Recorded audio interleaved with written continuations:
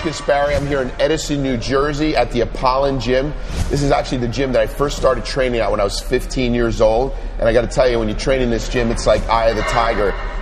It brings back memories. It's a really hardcore gym. I got Mark Alvisi here, national level competitor, who came 4th in the USAs, and a couple months later made tremendous gains, still dieting, to come 2nd at the Nationals. So I'm bringing Mark here basically to learn a little bit about your training. I want to give some of my tips to you to help you out for 2009 as well, and to make some great games so that, in 2009 we're going to annihilate the national level. Yeah, I'm excited to be here, and I really want to thank you for the opportunity to bring me up here. I'm from Florida, so when I got on the plane, it was palm trees and sunshine, and I got off, and it's snowing and freezing up here. So it's a whole experience. So I'm pretty excited about it, and I definitely want to learn from you and just try to really be the best bodybuilder I can in 09. Cool. Let's get going. Let's get started.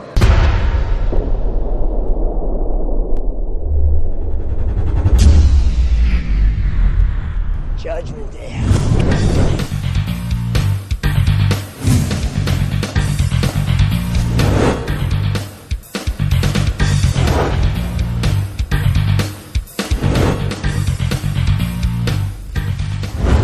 So Mark, we got 2 days here, with some really heavy training. We got all the body parts to do.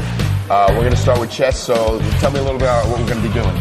Okay, well, with on chest day, I like to start with like an incline movement. I just believe that you should always build your chest up. Gravity naturally is going to bring it down, so I really like to build up my chest and start with any type of incline movement, whether it's a straight bar or if it's dumbbells. But what I like to do is I like to start with some incline dumbbell press. Cool. I agree with you 100%. Mark, I always started with inclines as well.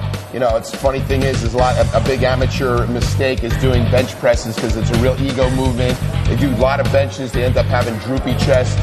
When you start with that incline exercise, whether it be a dumbbell or a barbell, it definitely lifts up your chest and makes you look more balanced. Yeah, absolutely. It's worked well for me, and I've gotten that advice from other pros, over the years, and it's just worked really well for me. So we got incline dumbbell press. What's the next movement? The next movement we're going to be going into is going to be the flat bench using the Smith machine. Okay. And I prefer to use the Smith machine simply because it's a little bit safer. I want to try to avoid injury as much as possible, and a straight bar, free weight increases your chances of tearing something.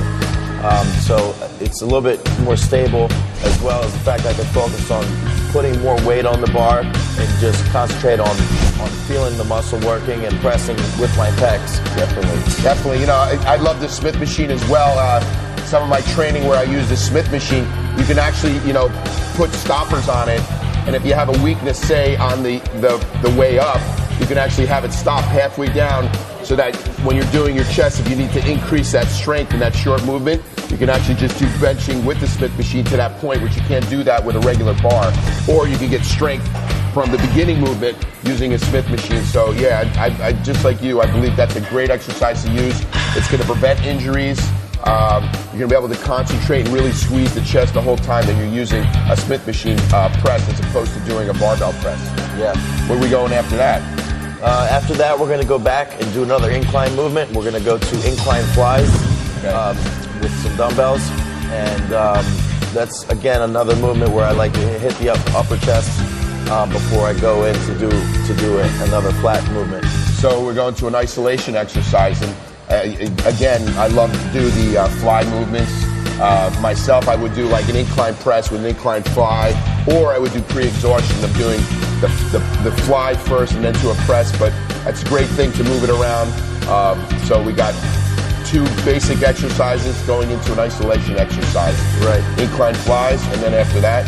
And then what I want to do is drop the bench down and do a couple sets of flat bench flies. Okay, so then we go back into working the middle chest, hit it hard. Right. Heavy weights, moderately heavy weights. Well, once I'm warmed up, I like to go, as heavy as I can with good form. Okay. And I just like to try to hit the muscle from a few different angles. Okay. And I really always train for the feel, not so much for a specific target weight I'm trying to put up. I really just try to train for the feel and feel the contraction in the muscle, especially with isolation movements. Well, that's really important. I mean, you're at a national level now, and it's not about weight, just throwing weight around. It's about building muscle, and that's why we're called bodybuilders. And you know, that's what's really important, is really feeling it.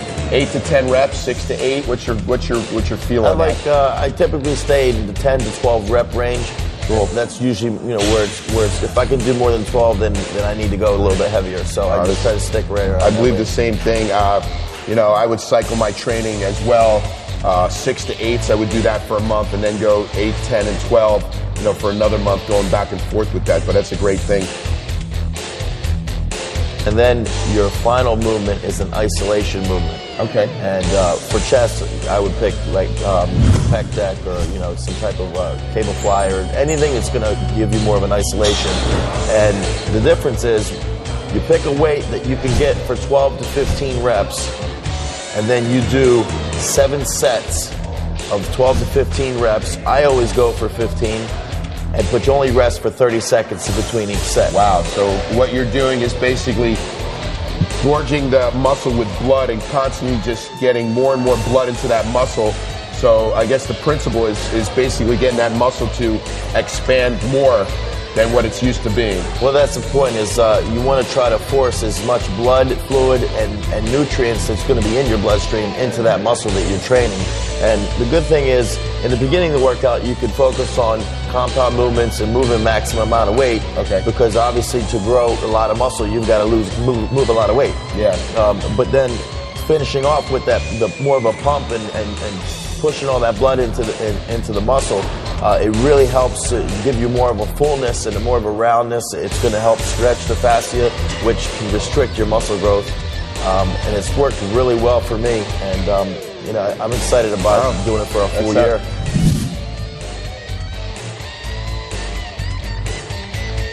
Hey Mark, that was a great workout. You know, my chest, I really feel, really feel good on that. I guess we're gonna have to do back later on, because we got 2 days of really hard, grueling training. We should go eat. You know, we want to keep our body in an anabolic state, get some good protein in us, some complex carbs, and get on to the next body part. Definitely.